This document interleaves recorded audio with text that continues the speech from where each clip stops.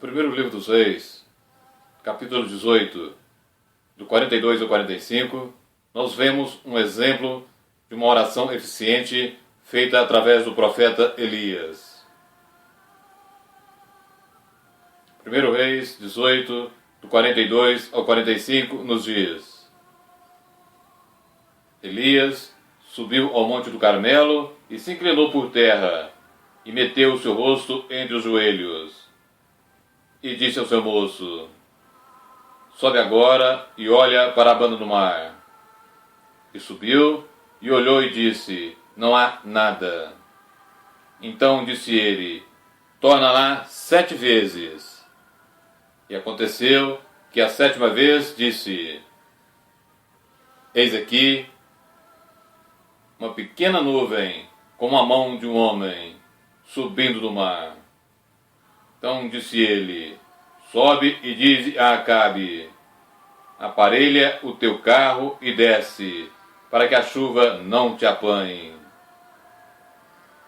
E sucedeu que, entretanto, os céus se enegreceram com nuvens e vento, e veio uma grande nuvem, e Acabe subiu ao carro e foi para Jezreel.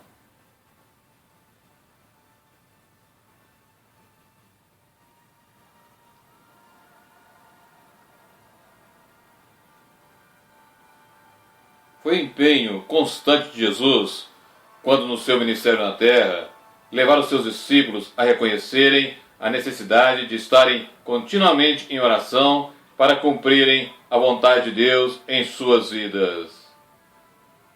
No Evangelho de Lucas 18, do 1 ao 8, o Senhor nos ensina sobre o dever de orar sempre e nunca desfalecer. Pois a oração é uma comunicação indispensável e essencial entre o cristão e o Senhor. Ela é descrita na Bíblia como invocar a Deus, invocar o nome do Senhor, chamar ao Senhor, levantar nossa alma ao Senhor, buscar ao Senhor, chegar perto de Deus e aproximar-se do trono da graça com confiança. Como nos ensina Hebreus 4:16. Cheguemos, pois, com confiança ao trono da graça, para que possamos alcançar misericórdia e achar graça, a fim de sermos ajudados em tempo oportuno. As Sagradas Escrituras apresentam inúmeros motivos claros para o povo de Deus orar. Em primeiro lugar, o próprio Deus ordena que o cristão ore. E o mandamento para orarmos vem através dos salmistas, dos profetas, dos apóstolos e do próprio Senhor Jesus, como afirmei no início. Deus deseja muito a comunhão com os seus. E mediante a oração, nós mantemos o nosso relacionamento com Ele. E é também através de uma oração constante, profunda e perseverante que nos tornamos capazes de receber a presença e o poder de Deus. Jesus, por exemplo, prometeu aos seus discípulos que eles receberiam o Espírito Santo se perseverassem em pedir, buscar e bater à porta do seu Pai Celestial, como nós lemos em Lucas 11, do 5 ao 13. Por isso, depois da ascensão de Cristo, seus discípulos reunidos permaneceram em constante oração até o Espírito Santo ser derramado com poder no dia de Pentecostes, como lemos no livro de Atos, capítulo 2, do 1 ao 4. Quando os apóstolos se reuniram, após serem libertos da prisão pelas autoridades judaicas, eles oraram intensamente para que o Espírito Santo lhes concedesse ousadia e autoridade divina para pregarem a palavra de Deus. Atos 4:31. O O apóstolo Paulo frequentemente pedia oração em seu próprio favor, sabendo que a sua obra não prosperaria se os cristãos não orassem por ele. E Tiago, em sua carta, declara sem sombra nenhuma de dúvida que o cristão pode receber a cura física em resposta à oração da fé. Tiago 5, 14 e 15. Em certo sentido, Deus se limita às orações santas de fé e incessantes do seu povo. Muitas coisas não serão realizadas no reino de Deus se não houver a oração intercessória dos cristãos. Como por exemplo, Deus quer enviar obreiros para evangelizar. E Cristo ensina que tal obra não será levada a efeito dentro da plenitude do propósito de Deus sem as orações do seu povo. Isso ele diz quando se dirige aos seus discípulos em Mateus 9, 38, dizendo o seguinte: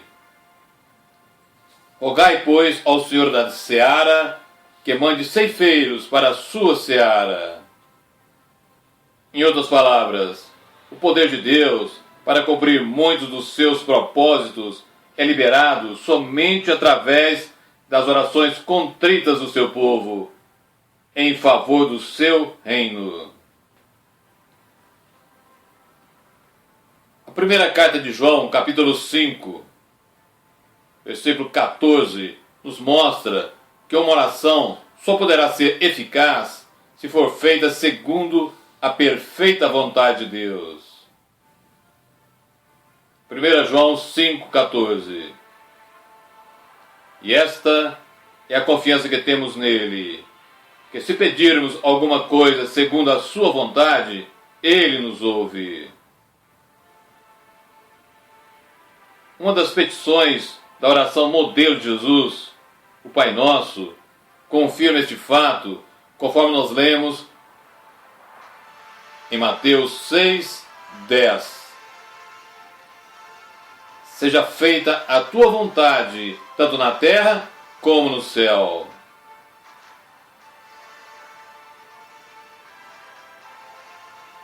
E o mesmo ocorre com a oração de Jesus no Getsêmani, em Mateus 26, 42.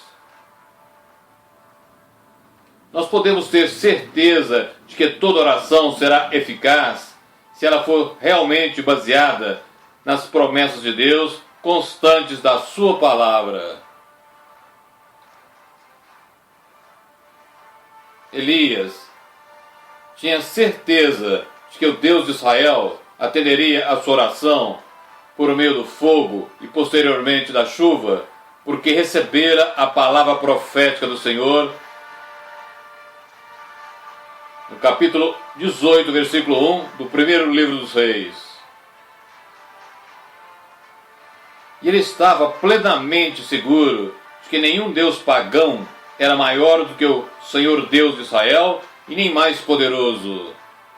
1 Reis 18, do 21 ao 24. Nós não somente devemos orar segundo a vontade de Deus, mas também devemos estar dentro da vontade de Deus para que Ele nos ouça e atenda. Deus nos dará as coisas que pedimos somente se buscarmos, em primeiro lugar, o seu reino e a sua justiça, conforme vemos em Mateus 6,33.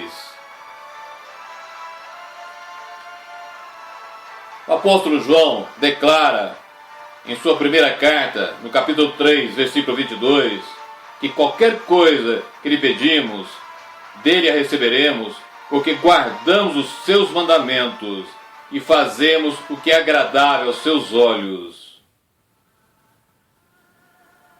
Portanto, obedecer aos mandamentos de Deus, amá-lo e agradá-lo são condições indispensáveis para termos respostas às nossas orações. Tiago, ao escrever em sua carta que a oração do justo é eficaz, ele está se referindo tanto a pessoa que foi justificada pela fé em Cristo, quanto a pessoa que vive uma vida reta, obediente e temente a Deus, assim como foi o profeta Elias, conforme nós lemos em Tiago 5, do 16 ao 18. O Salmo 34, versículos 13 e 14, nos dá um ensino muito semelhante. E todo o Antigo Testamento acentua este mesmo ensino. Deus torna claro que as orações de Moisés pelos israelitas eram eficazes por causa do seu relacionamento obediente com o Senhor e da sua lealdade a Ele. Êxodo 33, 17. Por outro lado, o Salmo 66, 18 declara que se acolhermos o pecado em nossa vida, o Senhor não atenderá às nossas orações. E esta é a principal razão porque o Senhor não atendia às orações dos israelitas idólatras e ímpios, como nos revela Isaías 1, 15. Mas se o povo de Deus se arrepender e se voltar dos seus caminhos ímpios, o Senhor promete voltar a atendê-lo, perdoar os seus pecados e sarar a sua terra, como lemos no segundo livro de Crônicas 7,14, assim como também em Lucas 18, 14. Para a nossa oração ser eficaz, é necessário sermos perseverantes. Para a nossa oração ser eficaz, é necessário sermos perseverantes. E é essa a lição principal da parábola do juiz iníquo e da viúva importuna de Lucas 18, do 1 a 8.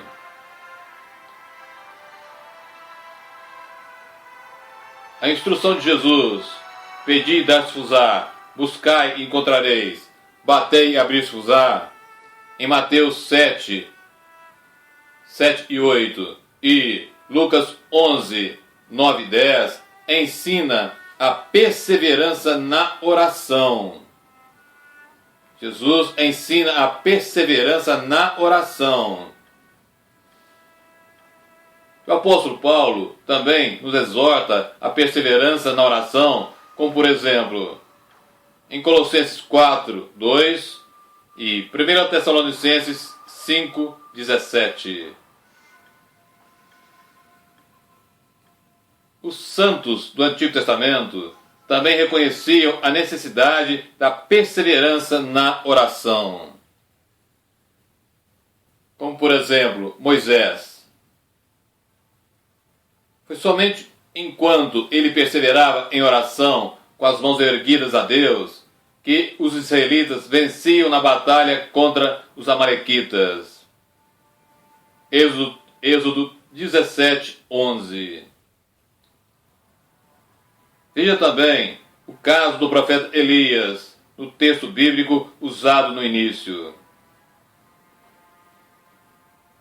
Depois que ele recebeu a palavra profética de que ia chover, ele continuou em oração até a chuva começar a cair. E numa ocasião anterior, ele orou com insistência e fervor para Deus devolver a vida ao filho morto da viúva de Sarepta.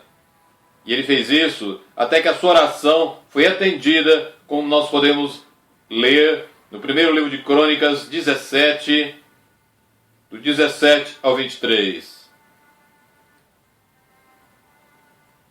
Para que a nossa oração seja eficiente, nós devemos louvar e adorar a Deus com sinceridade. E intimamente ligada ao louvor e tendo a mesma importância, vem a ação de graças. Ação de graças a Deus. A confissão sincera de pecados conhecidos é essencial também à oração da fé.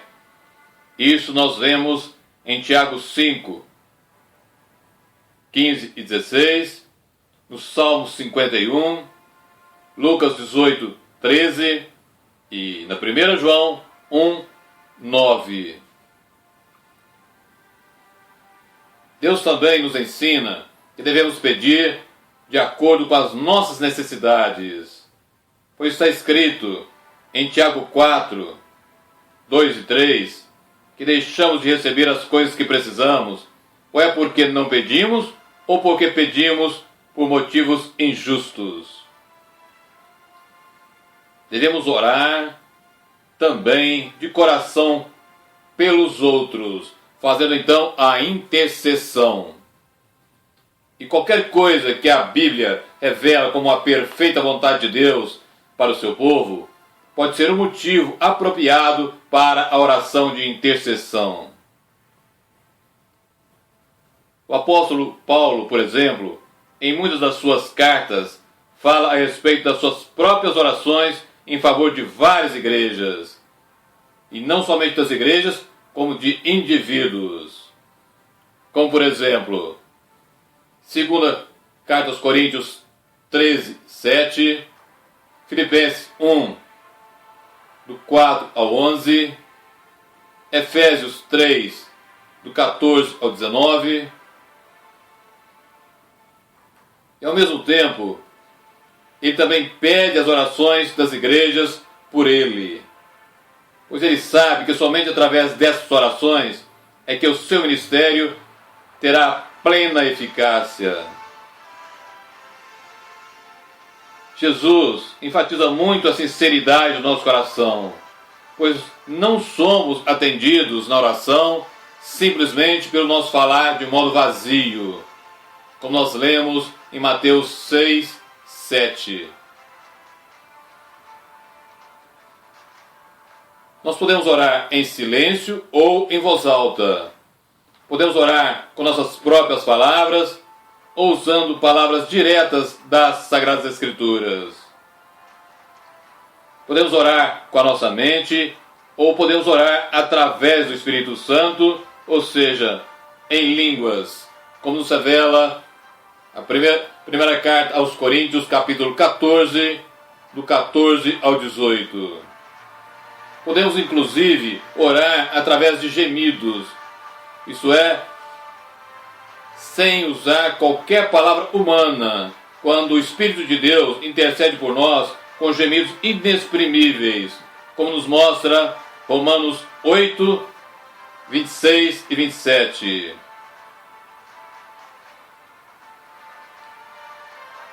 Eu leio agora, primeira carta aos Coríntios 14, do 14 ao 18, citado há poucos instantes.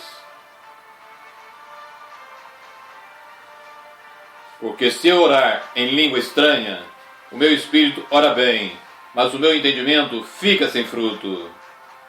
Que farei, pois? Orarei com espírito, mas também orarei com entendimento. Cantarei com espírito, mas também cantarei com entendimento. De outra maneira, se tu bem disseres com espírito, como dirá o que ocupa o lugar de indouto o amém sobre a sua ação de graças, visto que não sabe o que dizes? Porque realmente tu dás bem as graças, mas o outro não é edificado. Dou graças ao meu Deus, porque falo mais línguas do que vós todos. Romanos 8, 26 e 27, também já citado, nos diz o seguinte: e da mesma maneira, também o Espírito ajuda as nossas fraquezas, porque não sabemos o que havemos de pedir como convém, mas o mesmo Espírito intercede por nós com gemidos inexprimíveis. E aquele que examina os corações sabe qual é a intenção do Espírito, e é ele que, segundo Deus, intercede pelos santos. Uma outra maneira de orar é cantar ao Senhor, como nos mostra o Salmo 92, versículos 1 e 2. assim como Efésios 5, 19 e 20 e Colossenses 3, 16. Salmo 92, 1 e 2. Bom é louvar ao Senhor e cantar louvores ao teu nome, ó Altíssimo. Para de manhã anunciar a tua benignidade e todas as noites a tua fidelidade. As Sagradas Escrituras nos mostram que a oração profunda e intensa ao Senhor muitas vezes é acompanhada de jejum. E nós vemos isso em Neemias 1, 4, Daniel 9, 3, Evangelho de Lucas 2, 37, Atos 14, 23. Jesus, enquanto estava neste mundo, no seu ministério público, procurava frequentemente estar a sós com o Pai. Jesus procurava estar frequentemente a sós com o Pai. Passar tempo a sós com Deus é essencial para o bem-estar espiritual de cada cristão. Devemos estar continuamente conscientes de que a falta de oração individual ao nosso Pai Celestial é um sinal inconfundível de que a vida espiritual dentro de nós está em declínio. Quando nós faltamos com a oração individual ao nosso Pai Celestial, isso é um sinal inconfundível de que a vida nossa espiritual está em declínio.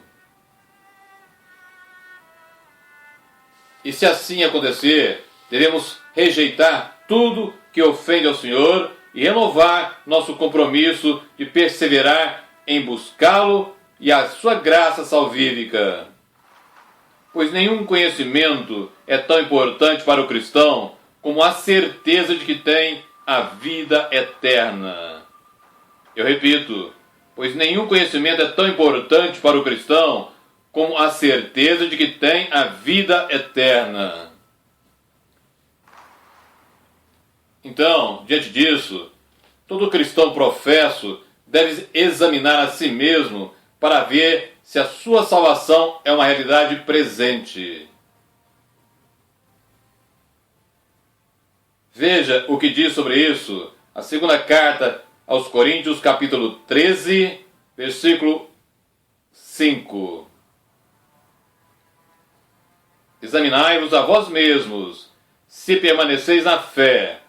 Provai-vos a vós mesmos, ou não sabeis quanto a vós mesmos que Jesus Cristo está em vós? Se não é que já estáis reprovados.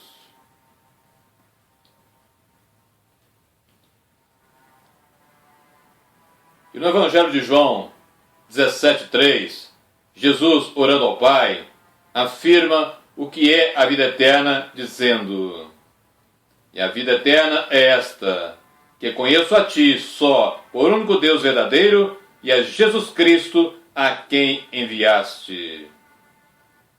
E a vida eterna é esta, que conheço a Ti só, o único Deus verdadeiro, e a Jesus Cristo, a quem enviaste.